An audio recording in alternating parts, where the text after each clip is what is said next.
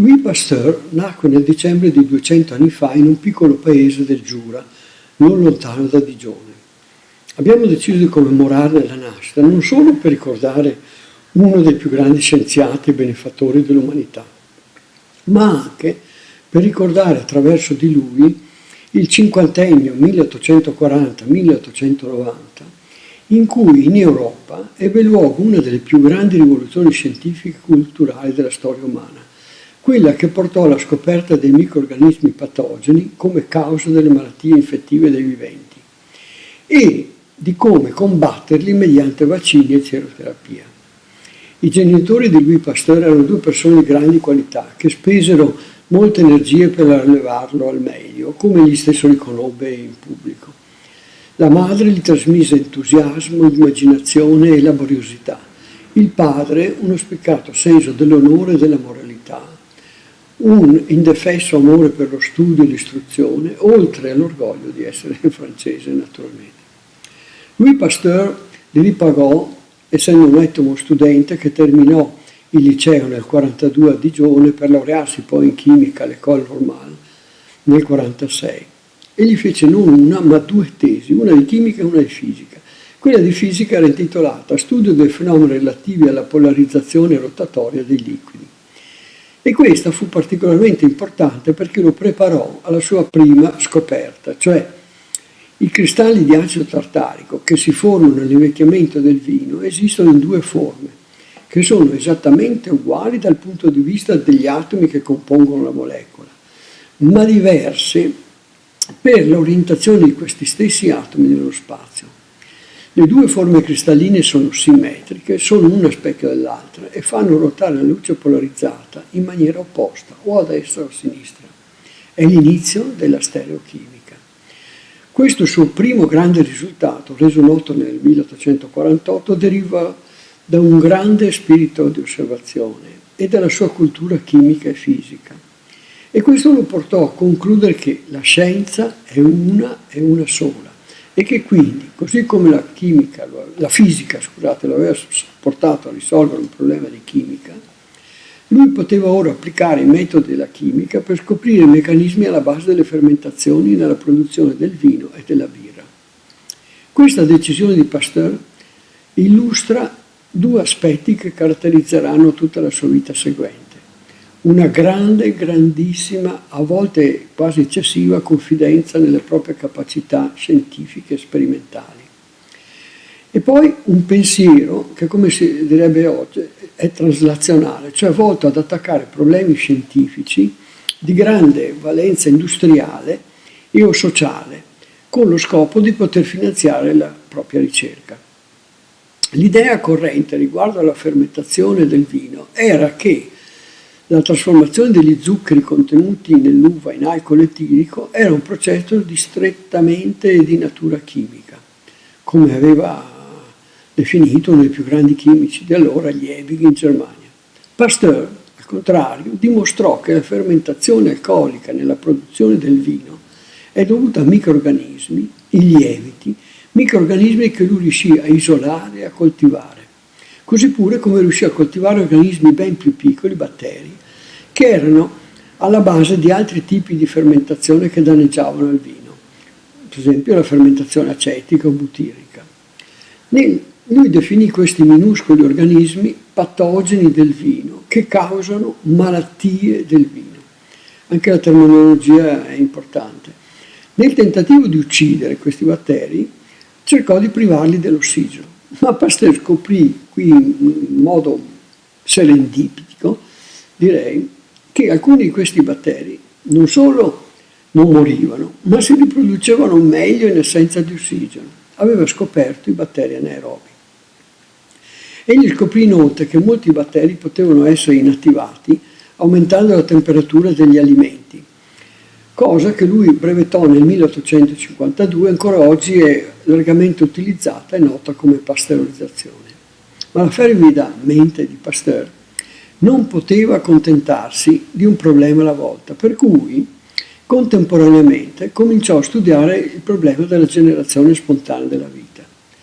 Questo grande tema era stato affrontato sperimentalmente per primo da Redi a Firenze e praticamente risolto sperimentalmente da Spallanzani a Pavia.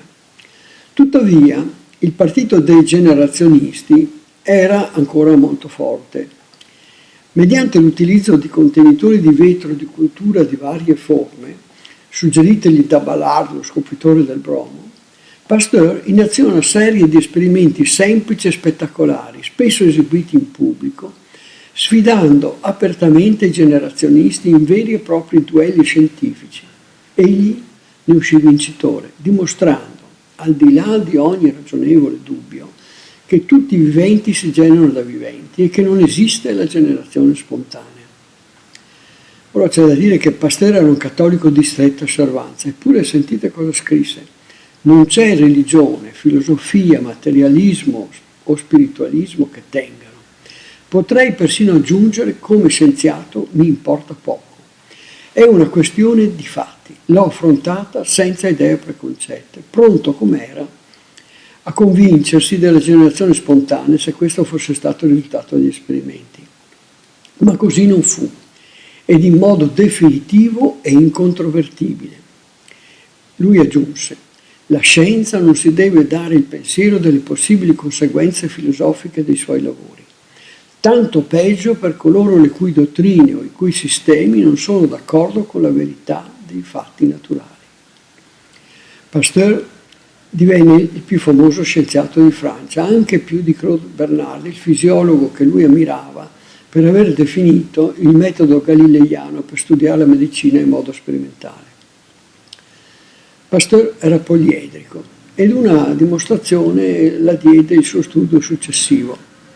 Egli fu convinto da un suo ex insegnante ad occuparsi di una malattia del baco da seta che aveva atterrato l'industria della sericoltura europea.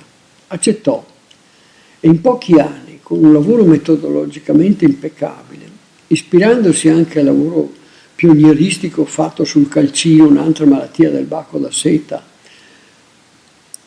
fatto da Bassi, che aveva dimostrato che il calcino era dovuto a un fungo, e questo 20 anni prima in Italia, Pasteur dimostrò che la malattia era anch'essa contagiosa e causata da un protozoo che si sviluppava nella crisalide. E poi mise a punto una procedura per prevenirla che era basata sulla selezione degli individui sani. Vorrei ricordare che questi studi furono completati nonostante che nel 1866 aveva perso una figlia di 2 anni per tifo e anche l'amatissimo padre. Nel 67 aveva perso una figlia dodicenne e nel 68 fu colpito da un ictus che lo rese emiplegico nella parte sinistra.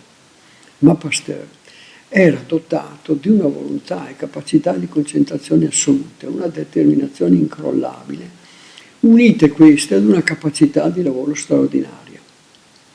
La scoperta della natura microbiologica delle fermentazioni e il lavoro sulla malattia del baco a seta lo convinsero, come dichiarò in pubblico, di essere pronto ad affrontare lo studio di malattie contagiose degli animali più grandi e dell'uomo, che predisse essere anch'esse causate da microrganismi.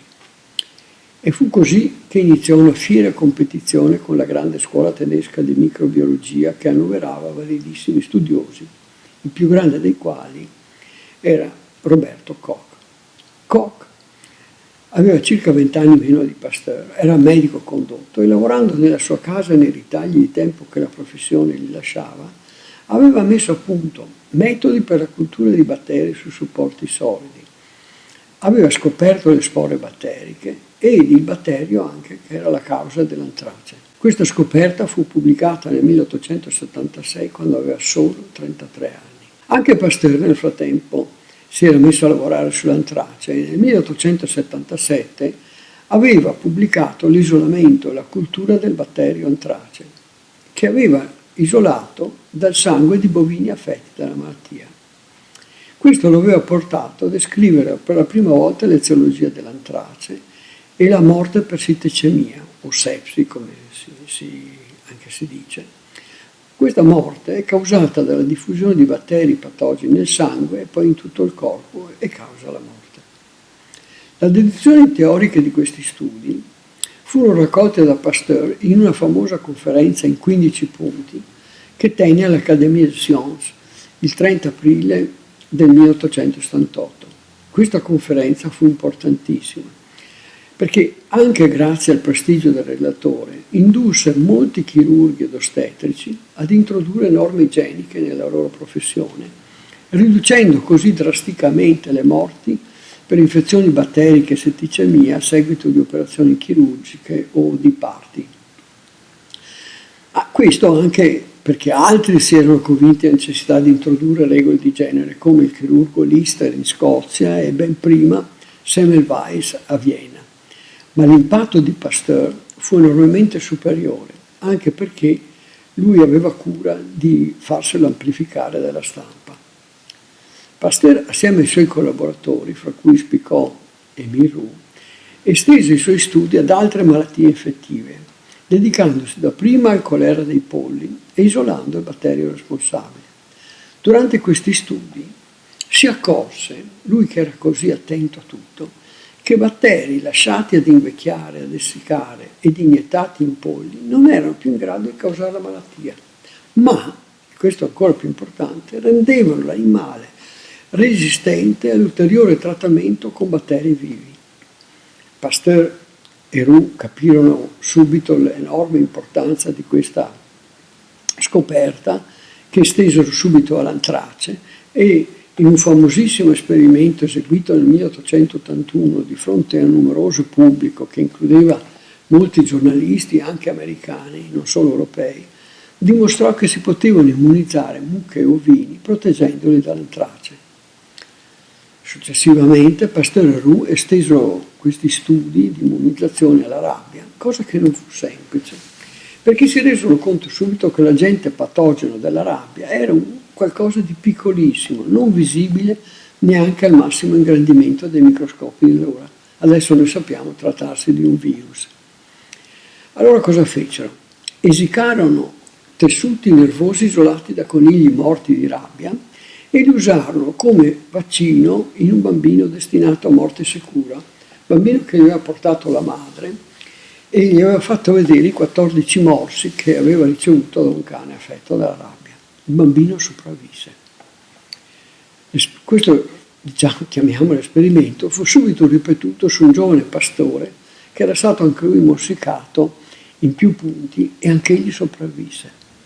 Pasteur diffuse la notizia attraverso i giornali a tutto il mondo e la sua popolarità arrivò allo zenit, e meritatamente, perché Pasteur aveva scoperto il principio generale da seguire per creare un vaccino, e cioè trattare il patogeno, batterio o virus che fosse, con una qualche procedura capace di inattivarlo, preservandone però la capacità di stimolare il sistema immunitario del soggetto iniettato e rendendolo così immune al successivo incontro col patogeno. Jenner in precedenza aveva sperimentato e diffuso la pratica della vaccinazione antivaiolo. Pasteur aveva fatto ben di più. Aveva scoperto come produrre i vaccini sia contro batteri che contro virus patogeni. Basandosi sulla sua fama, Pasteur iniziò un'impresa che rimane unica per uno scienziato nella storia della scienza: costruire con finanziamenti privati una casa della scienza progettata per studiare le malattie infettive allo scopo di trovare delle terapie atte a sconfiggerle. 1887 partì una gara di generosità in tutte le parti del mondo. L'Istituto Pasteur fu inaugurato nel 1888, solo un anno e pochi mesi dopo. Assieme alla rete dei 33 istituti Pasteur sparsi nei 5 continenti, il Pasteur è il più grande centro di ricerca al mondo per lo studio delle malattie infettive. Alla sua morte, nel 1895, Pasteur vi fu seppellito e la sua tomba è visitabile. Con l'identificazione dei virus e della terapia antitetano e antidifterite che avvenne nel 1890, si chiude un cinquantennio di progresso scientifico e di miglioramento della salute dell'uomo incomparabili nella storia della scienza. Tanti vi hanno contribuito, ma fra tutti i contributi di Pasteur e di Koch emergono per importanza. Senza di loro il progresso sarebbe stato sicuramente ben più lento ed avrebbe, e questo è forse ancora più importante, mobilitato un numero molto minore di giovani che si sono entusiasmati all'opera di questi personaggi e di conseguenza allo studio della microbiologia medica e delle malattie infettive, portando così a un rapido progresso della qualità e della durata della vita dell'uomo sulla Terra.